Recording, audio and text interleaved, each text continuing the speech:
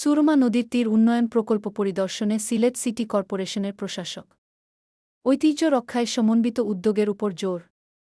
Sylhet city কর্পোরেশনের সিসিকের প্রশাসক আব্দুল কাইজুম চৌধুরী বলেছেন, সিলেটকে বিশ্বে পরিচিত করেছে এমন কয়েকটি ঐতিহ্যবাহী স্থাপনার মধ্যে আলী আমজদের ঘড়ি এবং চাঁদনীঘাটের সিডি অন্যতম, যা সুরমা নদীর তীরেই অবস্থিত। তিনি বলেন, এই ঐতিহ্যগুলো সিলেটের ইতিহাস, সংস্কৃতি ও পরিচয়ের অংশ। প্রজন্মের পর প্রজন্ম ধরে এগুলো শহরের পরিচিতি বহন করে আসছে। তবে দুঃখজনকভাবে সুরমা নদী এখন প্রায় মৃতপ্রায় অবস্থায় রয়েছে। নাব্যতা কমে যাওয়া, দূষণ বৃদ্ধি এবং অব্যবস্থাপনার কারণে নদীটি তার স্বাভাবিক রূপ হারাতে বসেছে। মঙ্গলবার ২৮ এপ্রিল দুপুরে বিনব্রিজ সংলগ্ন সুরমা নদীর তীরবর্তী এলাকায় বন্যা নিয়ন্ত্রণ অবকাঠামো নির্মাণ এবং সৌন্দর্যবর্ধন প্রকল্প পরিদর্শনকালে তিনি এসব কথা বলেন। এ সময় তিনি আরও জানান, সুরমা নদী শুধু একটি নদী নয়, এটি সিলেটের ঐতিহ্য, পরিবেশ এবং অর্থনীতির সঙ্গে ওতপ্রোতভাবে জড়িত। এই নদীকে রক্ষা ও পুনরুজ্জীবিত করতে সমন্বিত পরিকল্পনা গ্রহণ করা হয়েছে।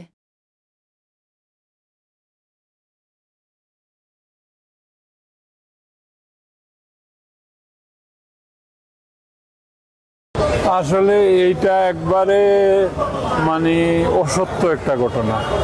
ওই যে সুরমা সেতু ব্রিজের নিচে যে সুইচ গেট, এইগুলো কে বা কারা এআই দিয়ে এই সমস্ত ছবি বানায় পোস্ট করে, এইগুলো পোস্ট করে নগরবাসীকে বিভ্রান্ত করবেন না।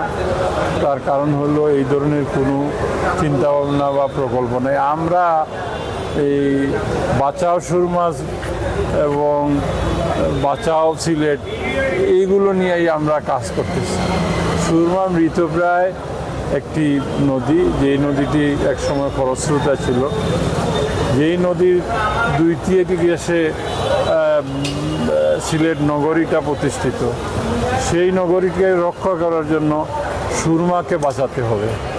এই জন্য আপনার সুরমা নদীতে অন্তত 5টি স্তরে পলিথিন আর পলিথিন, এবং শুষ্ক মৌসুমে পায়ে হেঁটে এই সুরমা নদী ক্রস করা যায়।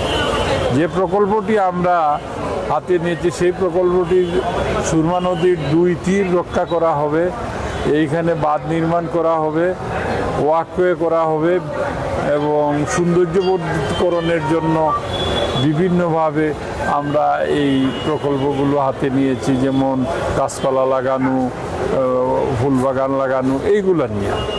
এবং শহরের জলবদ্ধতা, বিশেষ করে শহরের যে আগে যে রিজার্ভার ছিল, প্রত্যেক পাড়ায় 3টা 4টা 5টা পুকুর থাকতো, সেই পুকুরগুলো ভরাট করে এখন বহুতলা ভবন হয়েছে, যার জন্য পরিবেশ মারাত্মক বিপর্যয় হয়েছে। এখন ওই বিল্ডিং তো আর আমরা ভাঙতে পারবো না, আর পুকুরও খনন করতে পারবো না।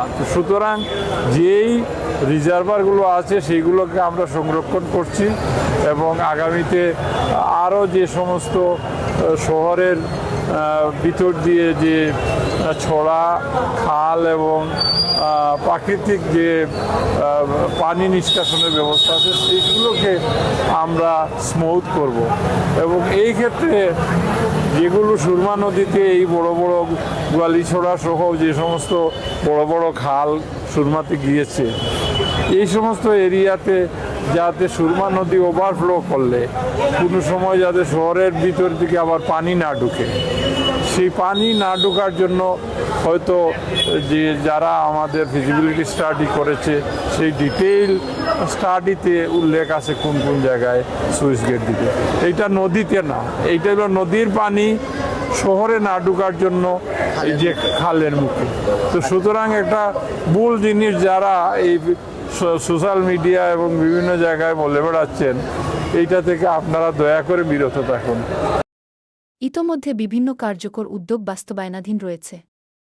নদীর নাব্যতা ফিরিয়ে আনা, তীর সংরক্ষণ, বন্যা নিয়ন্ত্রণ এবং সৌন্দর্যবর্ধনের মাধ্যমে সিলেটকে একটি আধুনিক, বাসযোগ্য ও আকর্ষণীয় নগর হিসেবে গড়ে তোলার লক্ষ্যেই এই প্রকল্প হাতে নেওয়া হয়েছে। তিনি আরও বলেন, আগামী 2 মে চাঁদনীঘাট সংলগ্ন এলাকায় সিলেটের বন্যা নিয়ন্ত্রণ অবকাঠামো নির্মাণ ও সৌন্দর্যবর্ধন প্রকল্পের উদ্বোধন করবেন প্রধানমন্ত্রী। এছাড়াও একই দিনে সিটি কর্পোরেশন প্রাঙ্গণের খোলা মাঠে সিলেটের নাগরিকদের উদ্দেশ্যে বক্তব্য রাখবেন তিনি। পরিদর্শনকালে উপস্থিত ছিলেন সিসিকের প্রধান প্রকৌশলী মো. আলী আকবর, সচিব মো.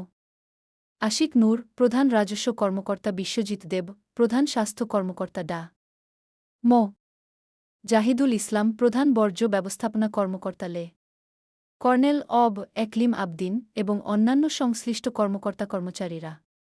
সংশ্লিষ্টদের মতে, এই প্রকল্প বাস্তবায়নের মাধ্যমে সুরমা নদীর প্রাণ ফিরে আসবে এবং সিলেটের সৌন্দর্য নতুনভাবে ফুটে উঠবে। সব মিলিয়ে সুরমা নদীকে ঘিরে এই উন্নয়ন উদ্যোগ সিলেটবাসীর মধ্যে নতুন আশা ও প্রত্যাশার সঞ্চার করেছে।